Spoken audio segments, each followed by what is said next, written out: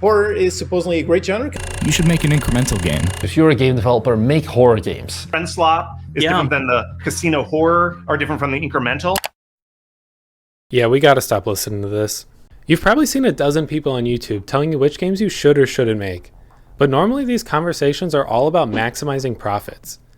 And while I do love a good profit, I think they're missing the point. And there's actually better metrics to use to figure out which games you should work on. But before I tell you how to actually pick your next game idea, I'm going to tell you why the typical YouTuber advice is actually detrimental.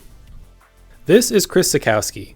And before I disagree with him, I just want to say I really respect him. I've seen countless of his videos, and I'm even subscribed to his newsletter. He clearly knows what does well on Steam and how it does it. But he's not a game developer, so I think there's a small disconnect. Recently, he's been going around telling everyone what he thinks the best genres to make right now are. This list includes idle games, simulator games, and crafty buildy games. But while he can look at Steam and tell you which games will market the best, appeal to streamers, and sell the most copies, there's another metric I think he forgets about: passion. I'm sure the genres he listed are statistically the best on Steam, but a game without passion won't sell, no matter how perfect the genre is. This is how we get so many lifeless cash grabs after any successful game is released. Just like recently with the millions of lazy Vampire Survivor clones. Passion is so important to a compelling project, and people can really tell if you're phoning it in just to chase a trend. If you see horror games are doing well and decide to make one for yourself, yeah, you could probably do it. But if you don't know horror games, like you never play them, then you won't know which mechanics do well and which ones just stink. If you know a genre well, then you can build off of every game that came before you. You can improve upon their weaknesses and polish their best features. Just look at games with sequels. Normally, the developers learn a lot from their first game and improve upon it for the second one. So if you don't have all that experience to build off of, your game might fall into pitfalls that the genre has already moved on from. And this makes your game way behind all the competition. Another problem that arises with having a lack of passion is that games take a long time to make. So if you don't really love your game and just treat it as a way to make money, it's going to be really hard to open that project every day. I guess if your passion for money is big enough, you can do it, but don't rely on that. I personally have made this mistake before, even recently. I recently released my first game on Steam, and have since been stuck in the void of trying to figure out what my next great game idea is going to be. Incremental games are very good. Horror is supposedly a great genre. Roguelites in general, very indie-friendly genre. I kept hearing all this advice and decided to try my hand at it. I started by trying to make an idle game, since I heard they're really easy to make and they can do really well. Well, I personally don't even like idle games. They're just not for me. I think they're really boring. And I remembered this pretty quickly when I started making my own.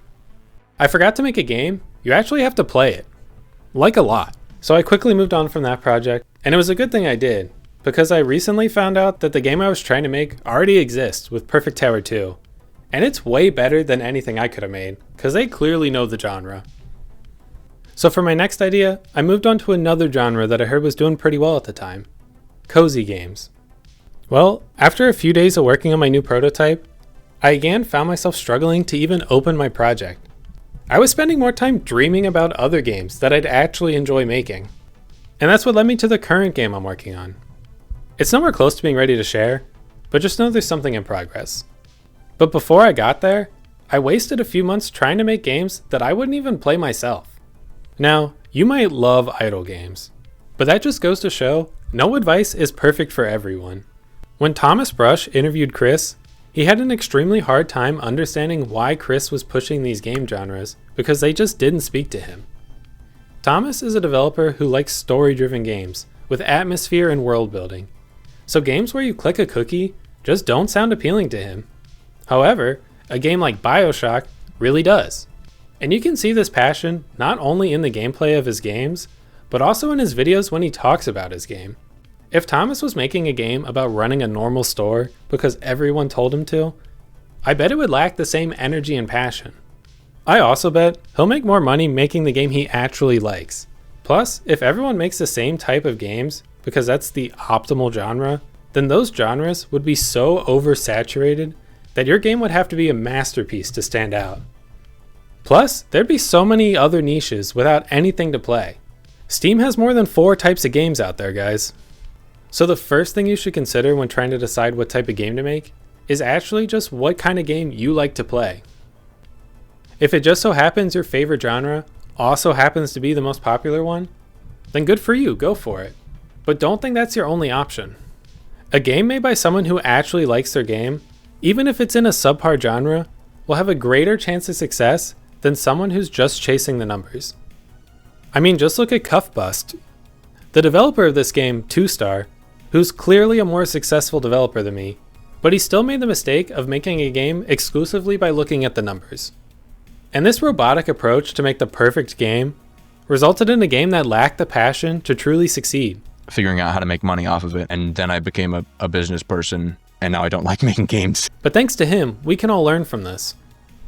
Now I'm sure at this point, I'm going to get people saying, but the genres I like are already oversaturated. So what? Innovate.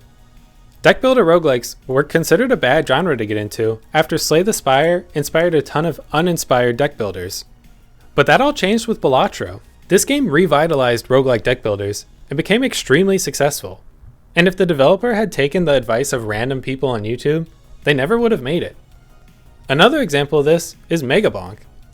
After Vampire Survivor clones flooded the market, it was considered another genre you were too late to the party for. But by innovating and merging the game with another game the developer loved, Risk of Rain, he made a game that oozes passion and found extreme success. So never listen to people saying a genre is dead. It just needs to be revived with a new twist. And if it's a genre that you love and know deeply, then you are the perfect person to do that. On the flip side, what about game genres that have just never been popular? It's true every genre has a cap for how well it can do, and some genres are lower than others. But every genre trend had to start somewhere. Games are all about fulfilling people's fantasies, and people's fantasies change over time. People used to fantasize about fighting dragons, surviving an apocalypse, being a monkey. And nowadays people fantasize about having a job, owning a home, or still being a monkey for some reason. Running a grocery store would not have sounded like a successful game a few years ago. And now you can run basically any business you can think of. So if you like a genre, you at least know one person who will play it. And who knows, maybe it'll be the next genre everyone is told to make. Now I've given these YouTubers a tough time, but not all advice they give is bad. They just need to be readjusted. You can take pieces of advice from these people. For example, everyone must make a horror game. Yeah, that's not true. I don't really like horror games. What this advice really boils down to is make small games first, which is good advice. Horror just happens to be a genre where small games shine, and that's why it's pushed so much. So don't completely ignore their advice. Just look a little deeper into it. Because making small games is great advice. As a developer, you need to build your skill set with games you can actually create. Which leads me to the other important thing you should consider when choosing a game genre. You need to know your own skill level. I'm sure many of you would like to make a friend swap game. Heck, I would too. They're a lot of fun and can be extremely successful. But multiplayer is one of the hardest things you can add to a game. So if you can't make something simple yet, you're not ready to make the next peak. And you have to keep in mind, your first game probably won't sell anyways. You have to be in it for the long haul. I mean, just look at Steam. Last year, only 15% of games released had over 50 reviews. That's about 2,000 players. And just think about that. That's not a lot of games, and that's not a high bar.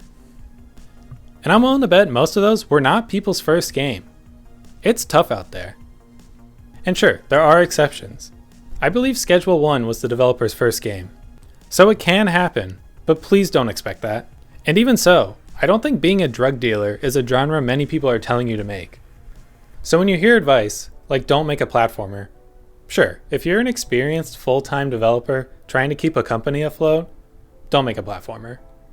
But if you're new and just trying to improve and get better so that one day you can release that game that makes you millions of dollars on Steam, then yes, make that platformer now.